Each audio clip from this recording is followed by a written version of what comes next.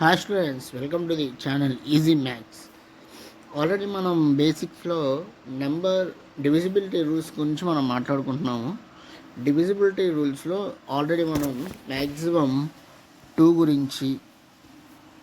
గురించి అదేవిధంగా 3 గురించి, 4 గురించి, 5 గురించి, 6 గురించి, 8 గురించి, 9 గురించి, 10 గురించి, 11 గురించి, 12 గురించి ఇవి మనం డిస్కస్ చేసుకున్నాం అనమాట. ఇక 12 దాటిన తర్వాత మీకు తెలిసింది, ఆల్రెడీ మీకు చెప్పాను. 12 అంటే ఎలా చూసుకుంటారు? 2 6 12 కదా, 2తోనూ 6తోనూ పోతే అది 12 పోయినట్టే. 14 అంటే 2 × 7, 2 టేబుల్ 7 చెప్పలేదు కదా, అది ఇప్పుడు చెప్తున్నాను. నెక్స్ట్ 15 అంటే 3 × 5, 3లోను 5లో ఇట్లా ప్రతిదీ చూసుకుంటాం అనమాట. అన్నీ బాగానే ఉంటాయి, కానీ మీకు డౌట్లు వచ్చే డివిజిబిలిటీ రూల్స్ నాకు తెలిసి 7 ఒకటి, తర్వాత 13 ఒకటి, 17 ఒకటి, 19 ఒకటి. మ్యాక్సిమం ఇది సరిగ్గా ఎవరికి ఎక్కువ తెలియకపోవచ్చు. ఇప్పుడు మీకు ఈ డివిజిబిలిటీ రూల్స్ గురించి ఈరోజు మనం డిస్కస్ చేసుకుందాం ఒక్కొక్కటిగా, ఒక్కొక్క కేసెస్. ఓకేనా? First divisibility by 7.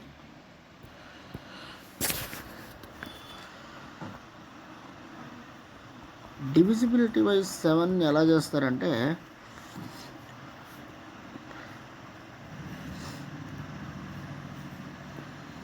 Divisibility by 7 అనేది ఎలా చేస్తారంటే ఇక్కడ చూడండి. ఫర్ ఎగ్జాంపుల్ నేను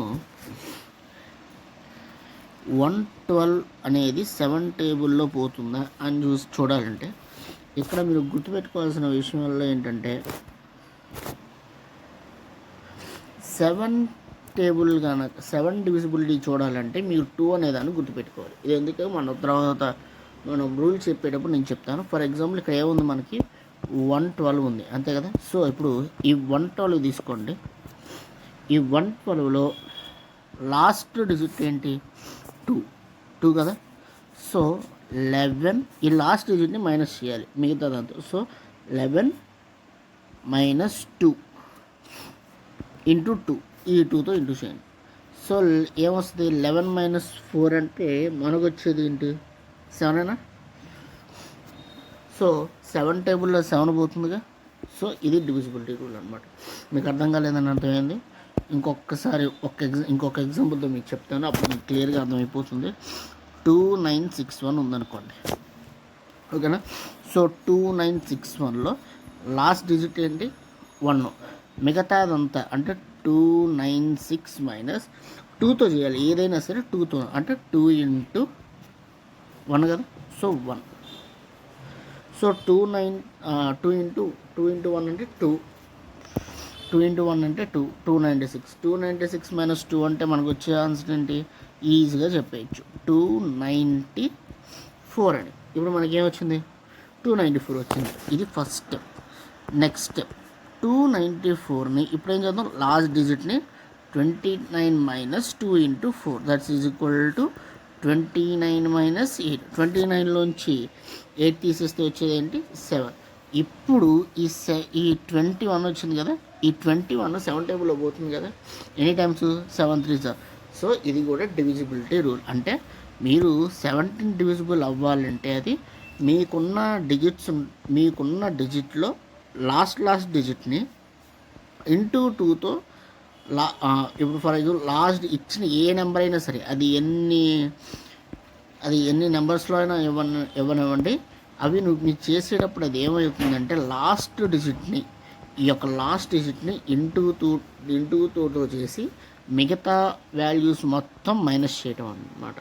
అలా చేస్తే మీకు వచ్చిన ఆన్సర్ అనేది లాస్ట్ వరకు వెళ్ళిపోవాలి. ఎప్పుడు మీకు 7తో ఈ నెంబర్ 7తో డివిజిబుల్ అవుతుందా లేదా అని తెలిసేంత వరకు అలా వెళ్తే అది కనుక 7తో డివిజిబుల్ అయిందా లేదా అని మీకు తెలుస్తుంది. మీకు ఈ మెథడ్ అర్థమైనట్టుంది. Next divisibility by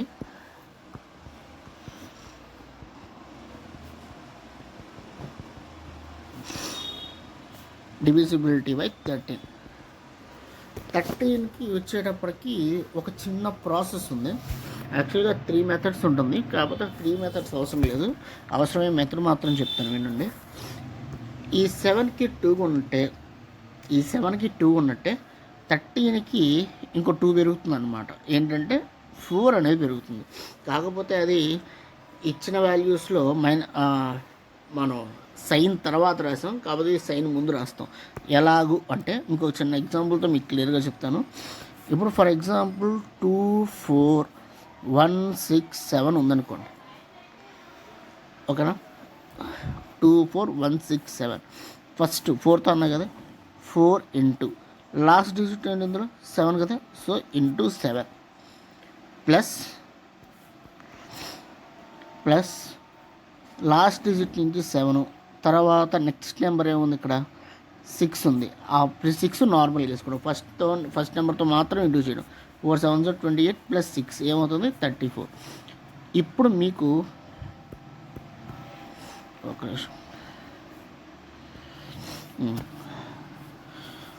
so 4 into 7 plus 6 that's is equal to 28 plus 6 అంటే మనకు వచ్చేదంతా 34. ఇప్పుడు మీరు చూడాల్సింది 34 నుంచి, అంటే నెక్స్ట్ స్టెప్లో ఏంటి, 4 ఇంటూ లాస్ట్ డిజిట్ ఏముంది 4, లాస్ట్ డిజిట్ నుంచి రావాలి. 4 ప్లస్ 3. ఇప్పుడు రండి, ఇది ప్లస్ మనం ఇది మర్చిపోకూడదు, దీన్ని మర్చిపోకూడదు మనం. ఇక్కడ ఆల్రెడీ 6 వరకు అయిపోయింది, 6 వరకు అయిపోయింది. ఇప్పుడే ఉంది 1 కదా, సో ఆ 1కి సబ్స్టిట్యూట్ చేస్తాం.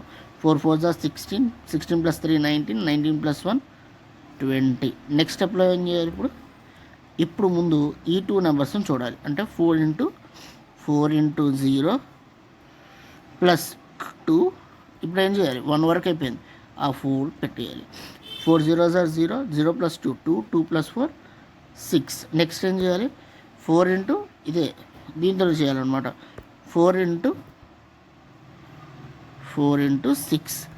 ఇక్కడ 6 అయిపోయింది, ఇక్కడ ఆల్మోస్ట్ ఎక్కడ వరకు అయిపోయింది 4 వరకు అయిపోయింది, మిగిలింది 2 కదా, సో ఆ 2 అక్కడ పెడతాం. సో 4 6 24 ప్లస్ 2 ఎంత వస్తుంది 26.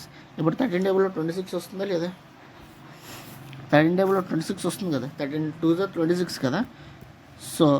సో ఇది 13 టేబుల్లో డివిజిబిలిటీ రూల్. ఏం లేదు, మీరు తీసుకునేది ఏంటంటే 7లో 2 తీసుకున్నట్టే ఇక్కడ 13లో 4 తీసుకుంటారు. ఆ 4తో ఇచ్చిన నెంబర్తో ఇట్లా 4 లాస్ట్ డిజిట్ నుంచి రావాలన్నమాట. సో 4 ఇంటూ 7 ప్లస్ 6 ఒక క్యాలిక్యులేషన్ వస్తుంది. ఆ తర్వాత ముందు ఈ నెంబర్తో చేసి తర్వాత ఈ నెంబర్కి వెళ్ళాలి. 4 ఇంటూ 4 లాస్ట్ డిజిట్ ప్లస్ 3, తర్వాత ఇక్కడ ఆగిపోయాం ప్లస్ 1, అలా ప్రతి దాంతో అలా స్టెప్ బై స్టెప్ చేసుకుంటూ వస్తే ఆన్సర్ వస్తుంది. మీకు 13 డివిజిబిలిటీ రూల్ అర్థమైంది అనుకుంటున్నాను. నెక్స్ట్ మనం వెళ్ళేది 17 డివిజిబిలిటీ రూల్.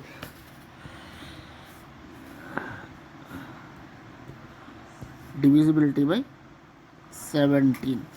ఇక్కడ 17 దగ్గర మీరు గుర్తుపెట్టుకోవాల్సిన ఒక చిన్న విషయం ఏంటంటే, మీరు ఇక్కడ కూడా క్యాలిక్యులేషన్ ఉంటుంది, బట్ మీరు క్యాలిక్యులేషన్ చేసేటప్పుడు మాత్రం మీకు ఇది మీరు చేసే కొద్ది క్యాలిక్యులేషన్ వెళ్ళిపోతూ ఉంటుంది. ఇక్కడ మీకు గుర్తుపెట్టుకోవాల్సింది ఏంటంటే, మీకు కొంచెం 17 టేబుల్ మీరు గుర్తుపెట్టుకుంటే మీకు ఇది ఈజీగా ఉంటుంది. కొంచెం ఆ 17 టేబుల్ ఒక్కసారి చూడండి, ఎందుకంటే క్యాలిక్యులేషన్ వెళ్ళిపోతూ ఉంటుంది అనమాట.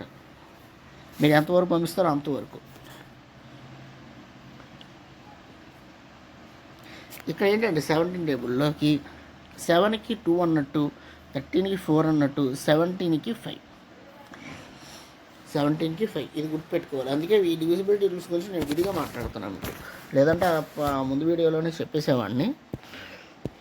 ఇక్కడ చూడు 17 టేబుల్. ఫర్ ఎగ్జాంపుల్ నేను 95758 ఇచ్చాను కదా. ఇప్పుడు నేను మీకు ఈ నెంబర్ ఇచ్చాను మీకు. ఇప్పుడు ఏం చేయాలంటే ముందు సేమ్ లాగే లాస్ట్ డిజిట్ నుంచి వద్దాం. ఫస్ట్ లాస్ట్ డిజిట్ని మైనస్ చేయండి. ఎట్లా అంటే 7 ఇక్కడ 75750 95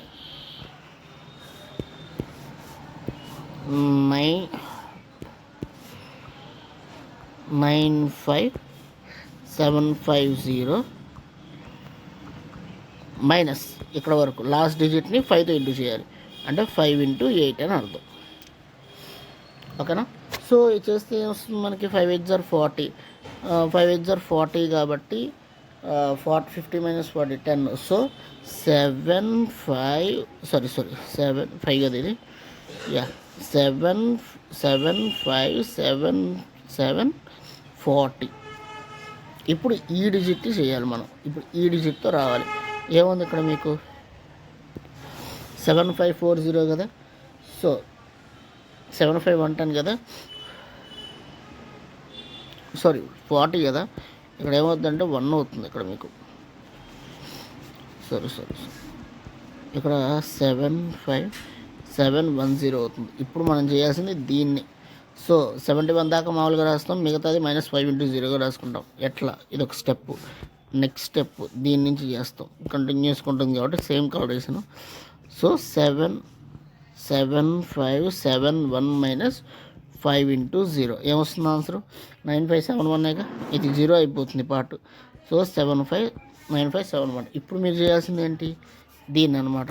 సో నెక్స్ట్ స్టెప్కి వచ్చేటప్పటికి 757 మైనస్ లాస్ట్లో ఏముంది, 1 ఉంది కదా.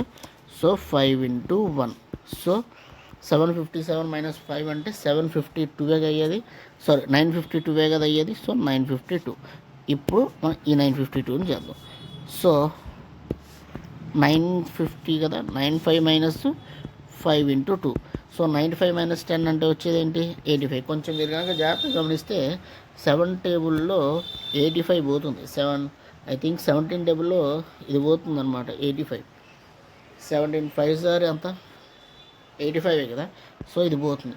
మీరు కనుక చేసుకుంటా పోయారంటే ఇది కూడా అయిపోద్ది అనమాట. అంతే ఏమైపోద్ది, నెక్స్ట్ స్టెప్కి 8 - 5 × 5 అయిపోయి ఇంకా మైనస్లో పోద్ది, 8 - 25. అప్పుడు ఇది రాంగ్ అయిపోద్ది. సో మీరు ముందే గమనించాలన్నమాట. ఇది 17 డివిజిబిలిటీ. మీకు అర్థమైంది అనుకుంటున్నాను. సో మనం 7కి ఏదైతే 2 అదేవిధంగా 13కి 4, 17కి 5 ఇట్లా అనమాట. ఇక లాస్ట్గా మిగిలిపోయిన డివిజిబిలిటీ రూల్ ఏంటంటే 19. ఇది కూడా సేమ్ యాజ్ టీస్ 13, 17, 19, 13 ఈ రెండు ఒకటి. ఏదైతే చేశారో అదే నెంబర్తో మీరు చేస్తారనమాట.